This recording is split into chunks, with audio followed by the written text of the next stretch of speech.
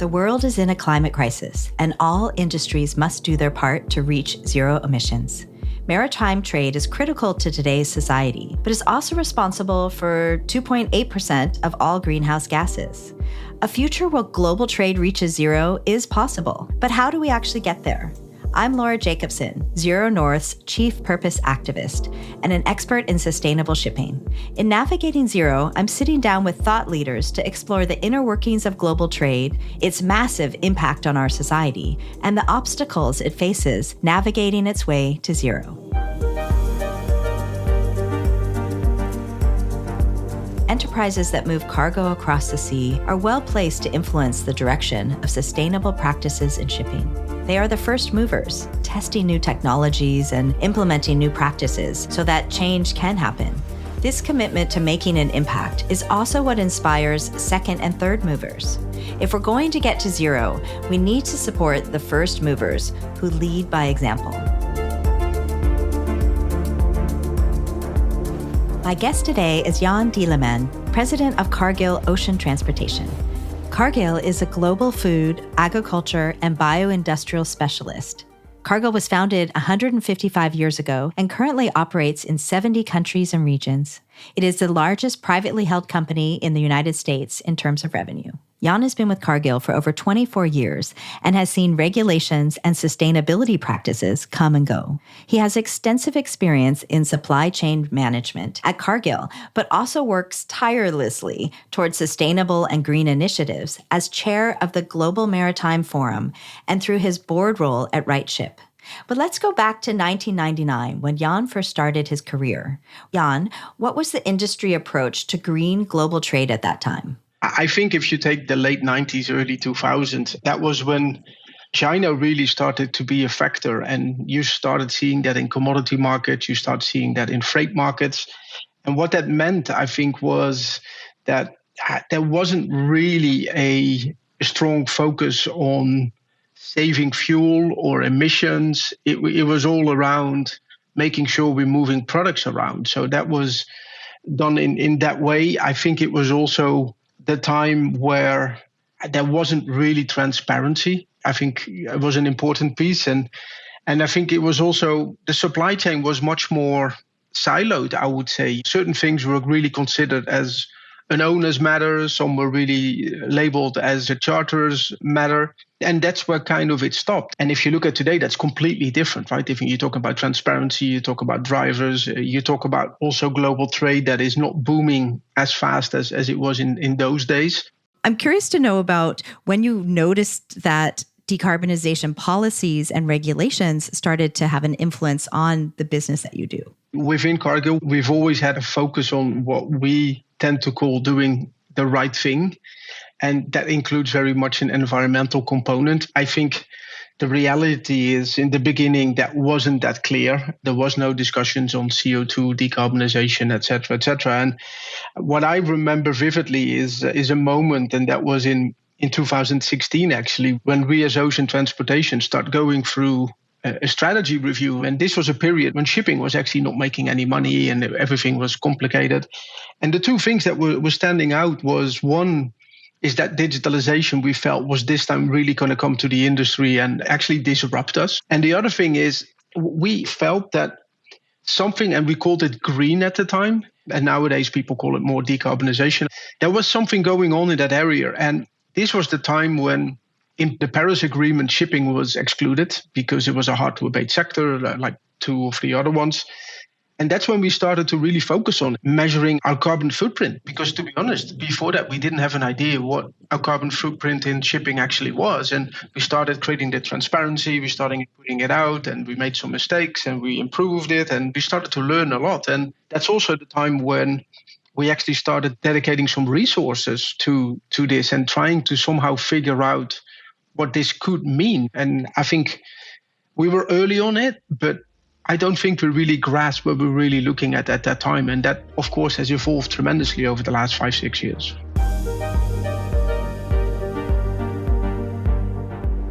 It's important to recognize the magnitude of Cargill's business. and its influence on the market. Their fleet is one of the largest dry bulk operators with over 600 vessels and has over 100 years of experience developing relationships and pathways across the globe. When Cargill acts, people watch and listen. Other organizations see their successes and failures too. Cargill is truly a first mover and market influencer. In June 2023, Jan told Tradewinds that one of the reasons Cargill started ordering methanol-fueled vessels was to make sure that they made the first move. And one of the things that they wanted to see was that other people would follow. I wonder how being a first mover impacts Cargill's business.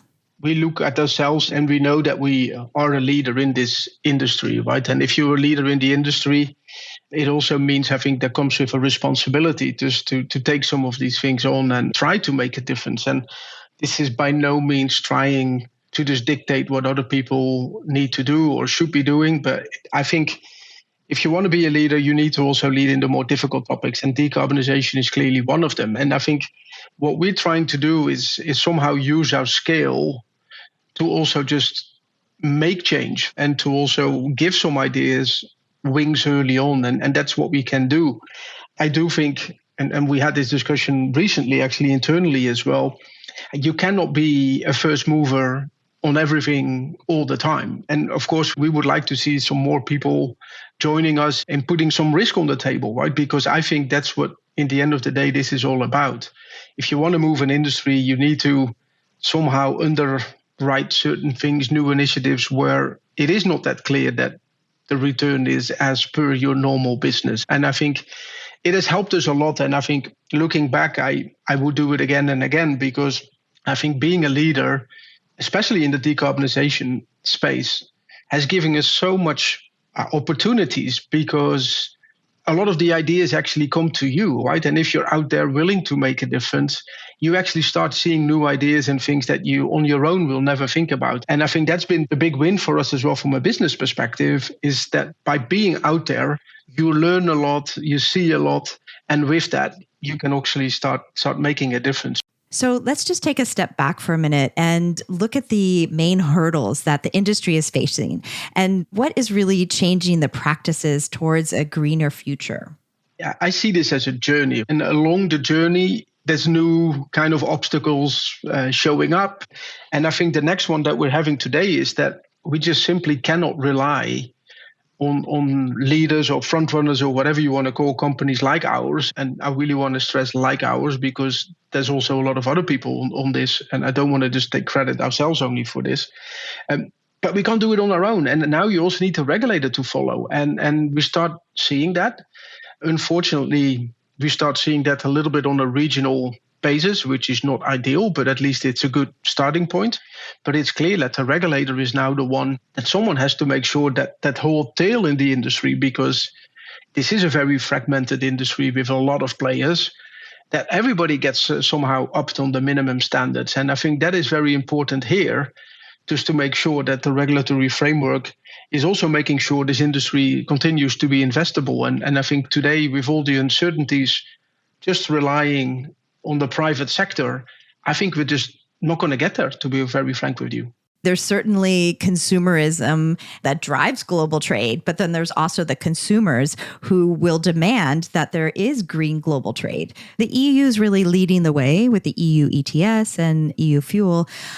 But how is that going to change the way the industry operates when the IMO is not making this a global policy? It's another factor that is going to make things a lot more complex going forward. And I think shipping, in a way, people might not like what I say, but it's been a very simple kind of industry in the end of the day, right? There was only a few factors. It was globally regulated, and the minimum standards were, you could argue, probably not that high. That is now changing. And now you get things like the ETS. And to be honest, for a company like ours, we welcome it. First of all, because I think it at least gets us on a path of putting a price on carbon, which we all know that is needed to get through the transition. But also for a company like ours, with the capabilities that we have, we are probably the ones that are best positioned to deal with this complexity. So also from that point of view, it sets us a little bit apart from some of our competitors, where in a very simple industry, it's very difficult to differentiate yourself. But if you start talking about pricing carbon and trying to avoid carbon, well, that is not something I think that every single company has the resources to do. So that is also something that we are looking at very much. But it's clearly going to have impact. It's going to have impact on where certain ships will end up. It will probably have some over time have influences on what products will get moved around the world. So I think the industry is not just going to see an increased cost of moving things around, but I think it will also change very much the way the business is run going forward.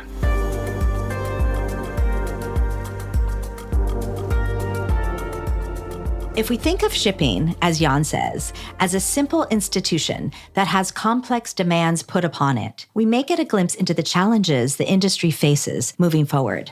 Navigating to zero is not straightforward. We're not going to get there overnight, and we will make some mistakes along the way. So what are we missing?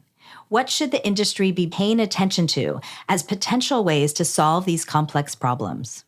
I think on the zero carbon fuels, there is still the question on the fuel availability. I think that is still something that is not 100% clear, but it's also the pricing. It's also how does this somehow link to the other industries? Because I think we do need to realize as an industry that we're not decarbonizing in a vacuum. We are decarbonizing with the rest of the world and fighting for the same solution somehow.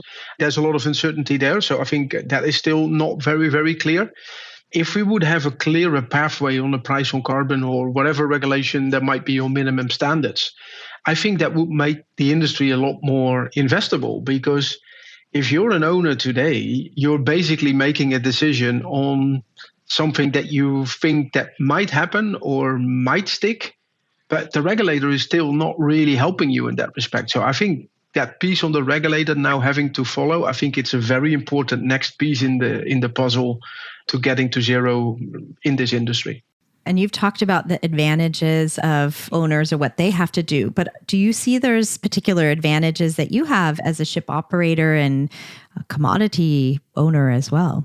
The advantage we have is clearly our size, right? And we use our size, to somehow influence minimum standards, which we think is important, and that's something we can do. And this is something that we've done in the past as well. If you look at safety, right? And if you look at RightShip, I think is a clear example where 3 big charterers at some point came together and said, you know what, the minimum standards are just not good enough.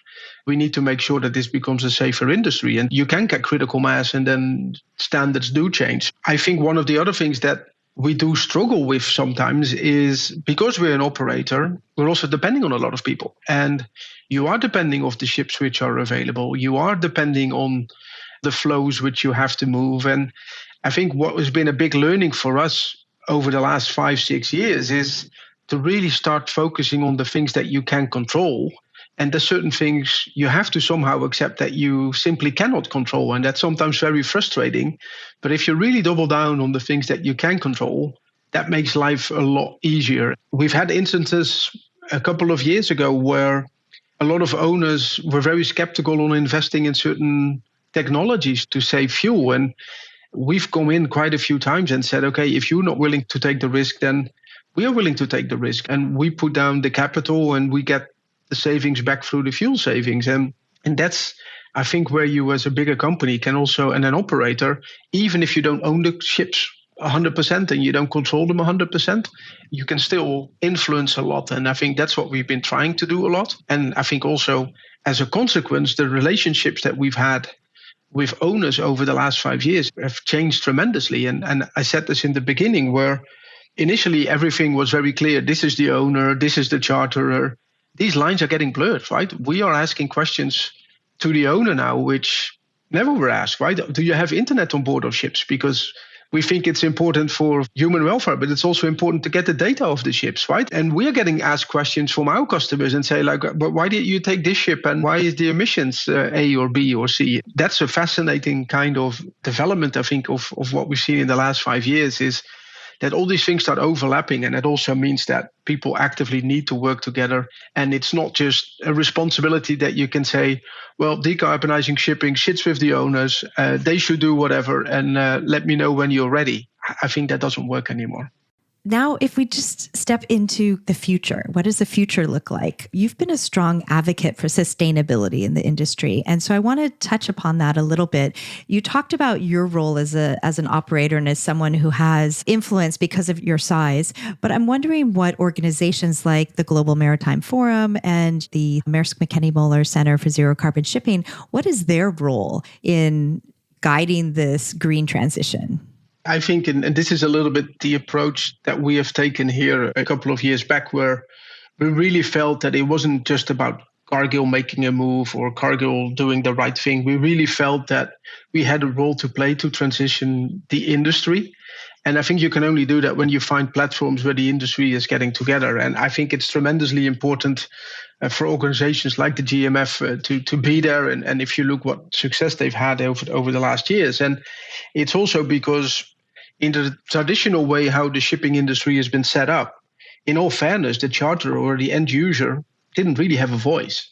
And I think that's been problematic because the demands are now coming from the end user and they don't somehow have a forum to express those views and express somehow the commitment. And I think that has been the power of the Global Maritime Forum, where you get like-minded people together from different subsectors, right? Sometimes from containers or from bulk or from tankers.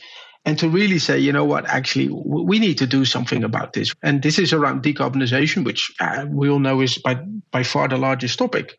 But it goes also to things like human sustainability, right? If you look at what happened around the seafarer around COVID, that's just not acceptable. And I think people like us making that statement and say, we think it's not acceptable, we need to change, but we're also willing to be part of the change instead of just hiving it off to somebody else in the supply chain to go figure it out. I think it's been tremendously important. And so I think it's created this momentum of doing things. And I think that's what I like about the Global Maritime Forum. It's not just about talking, but about doing things. And you see all the initiatives that have come off that, right? We've got the Poseidon Principles, we got the Sea Cargo Charter, you got the Getting to Zero, you got the Green Corridors, and I can keep on going, and All Aboard Alliance, and you can keep on going and going. And I think it's those things that you create platforms for people to collaborate. And I think the beauty is then the next step is that you can actually connect those willing people in the private sector, sometimes with some public sector, and really start making some of these changes implementable. And I think it was a void that was in the industry. And I think the GMF and also the Maersk Institute, and you can talk about GCMD in Singapore playing that exact same role, that has been filled by those organizations. I do remind people 5-6 years ago when I was talking decarbonization or even mentioned the word, people were looking at me and said, like, but this is never going to happen. It's so complicated, it's shipping. And look where we're finding ourselves, right? 5-6 years down the road. I think everybody's now struggling a little bit. So what does it mean for me and what do I need to do and who's going to pay for what? But I think the narrative has completely changed, which I think is partly because of organizations like the GMF, like the Maersk Institute, and also the GCMD. And I'm probably forgetting another 5-6 of them.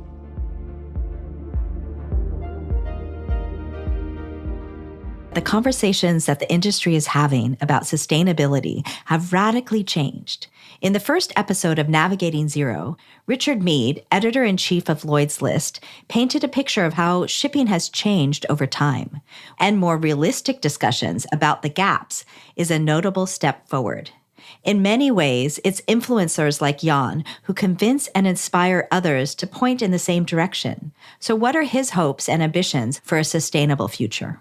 I think it's not a surprise to people that I'm personally very motivated by making this industry a lot more sustainable. I think it's a tremendous industry, right? And I got to know it in the early 2000s for the first time, and I got hooked to the industry. And I think this industry has had a lot of bad press in many ways, and I think for the right reasons. And I think it's just fantastic to somehow be able to look back on a career at some point and say, you know what, I've actually been able to have installed a bit and helped a bit a positive change. So I think that is a tremendous driver for me.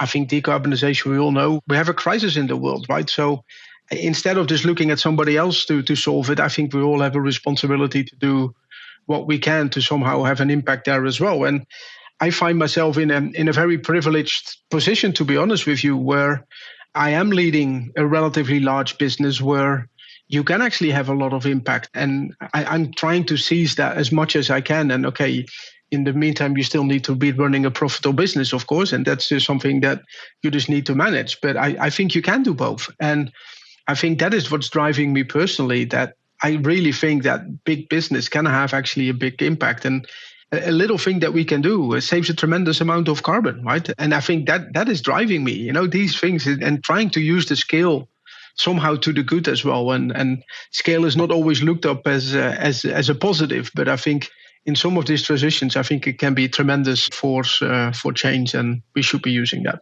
In order to have a sustainable shipping industry, it's important for us to also make sure that young people are joining the industry. And so I wonder if there's just some things that you could say to future generations to join shipping and why it's an important industry to be part of. At the beginning of my career, if you had to explain what you were actually doing, it didn't get a lot of traction, to be honest with you. A lot of people were like, what is this all about, right? And I see now I've got 2 kids, and we recently we did this project where we put these massive wind wings on board of ships, and we had a nice video and a big campaign around it. And my son actually saw it, and he came to me and he said, Daddy, this is actually pretty cool what you're doing, and you actually start having an impact. And it's those little things I think are just great. And if I just look back at our organization, by taking the lead on some of these topics in the agenda, by being out there, willing to be part of the solution, right? Not just say what is all wrong, but really trying to somehow contribute and make a change. We're also getting a lot of phone calls and emails and whatever from people outside the industry that are actually starting to see that this is an industry that is actually in transition and is actually a bloody cool industry to work in. So I think that is something that we really have seen, and I think we should really try to instill that, because as I said earlier, the maritime industry is a hugely important industry, and I think we've seen that through COVID, right? The fact that we've been able to still feed $9 billion of people in a situation like that is it's all because of the maritime industry not falling apart, right? And I think that those are things that people start to see, and if you combine that with an agenda where we're going away from the hiding it in the shadows and bringing it out there, create the transparency and trying to harness somehow also the force into a positive change, I can see this industry having a very bright future, to be honest with you. My key takeaways from my conversation with Jan are: the first movers started their journey 3 years ago. What's different now is that regulations are forcing others to move also. It's going to be interesting to see how this will change the sustainability landscape in our industry. Conversations are happening and actions are being taken. What's next is that conversations need to happen at a more global level. As Jan said, change is very regional at the moment. We need it to be wider. The industry still needs clarity of direction and on policy and motivation. This is starting to happen, but much more needs to be done now. Overall, making more people work together is the next step. If you're going to take anything away from this podcast, remember this: we should be watching the increased number of regulations carefully as the industry is forced to move. The conversations that we're having regionally need to go global, and the industry needs more clarity to be able to reach zero.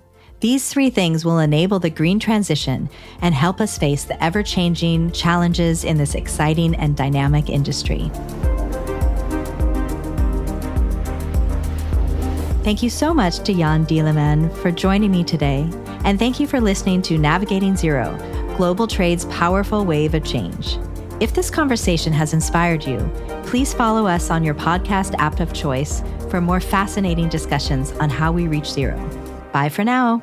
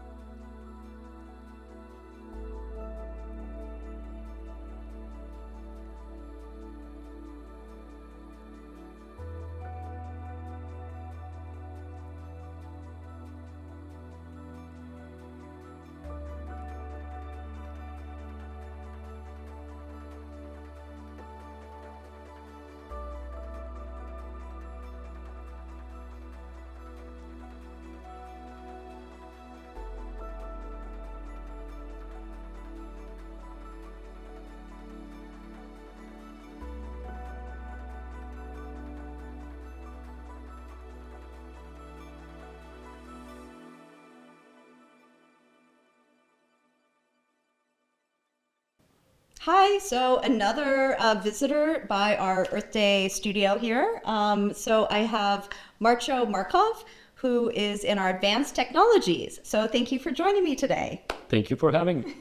So we're going to take another card from our Green Talk deck, which I've mentioned before is something part of our digital toolkit that we provided to our customers and partners to help them celebrate Earth Day around the world. This is a card that that inspires conversations during lunchtime. Okay, so this is our card. Our card says, discuss the role of technology in promoting eco-friendly practices. And then it says, such as smart home devices or advancements in renewable energy. Oh, what do you think about that? I mean, yeah, I think that's a perfect match considering where I'm from. Technology is very close to my heart, and I think it's a key enabler for all aspects in today's life.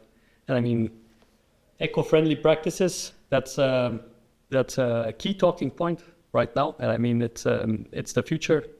So I think technology has a pivotal role. I see it as the main pillar to move things forward. Yeah, I mean, I agree with you. I feel like there's technology that we don't even know is technology in our everyday lives, but then there's also technology that we have to embrace. And even like getting our customers to embrace technology and understand that there's a new way or an improved way to do it based on the data. When you have access to tremendous amounts of data, it's really hard to sort through all that data and find the right outcomes and solutions. So at ZeroNorth, particularly, we try and help our customers through data and technology. Yeah. I mean, there's a very interesting concept that states something along the lines of the invisible technology is the scalable and exponential technology, because then changes are happening. You're harnessing the power of data, you're harnessing the power of new discoveries without even realizing it. Right, so people are embracing it without even having to think about it. Yes, I mean, you can take out any sort of new app on your phone or any new thing that you're trying out. Oh, wow, this is so cool. ChatGPT, right? Something happened underneath it. I'm using it. I don't need to understand fully how I can interact with this. Yeah, I wonder how we make other technologies so easy to use that they're embraced in the same way. Yes. And some popular principles there are use vehicles that already exist, build underneath, like I mentioned, invisibly, and then just let it trickle out. Fantastic. All right. Well, thank you for joining me today. This was an interesting, quick brief into technology and how it's permeating our lives without us even knowing it, but improving our lives. And then also, what are some principles that we can utilize when we're trying to create technology that is user-friendly. Yeah, thanks, Marcho, for joining me.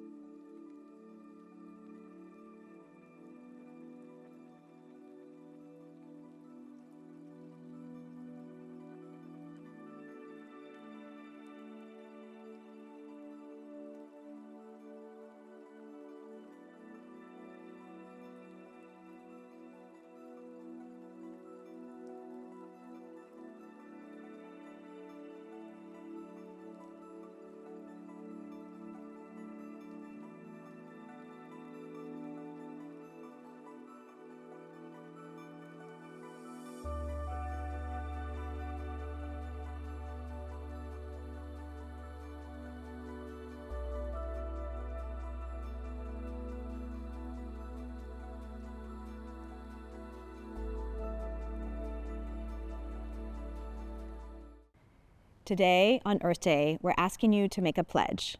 Make a pledge for something that you can personally do, either in your personal life, in your work life, or at your company that will make a difference. All these small actions that we personally can do will collectively make a big impact on our planet. So we've created a hashtag for you to tag your pledge today. So hashtag Global Trade Earth Day. And we've also created, you'll see in some of our materials, you can write on your hand, I pledge, and a little earth if you want to have a photo that goes with your pledge. All these collective actions that we do together will make a big impact. And so we're encouraging you to make a pledge. I personally will make a pledge too, which I'll share with you later today in our event. And we'll also, as I said, highlight some other people's event. So come together, make a pledge, because our actions can make a huge impact.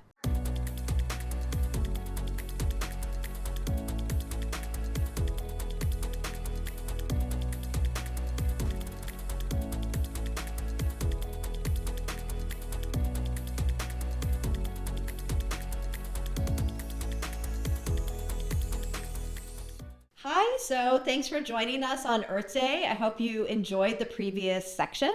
Now we're going to be moving into technology's critical place in global trade's transition towards zero emissions. So I hope you'll enjoy the next section and you'll stay with us. I know I need a glass of water now.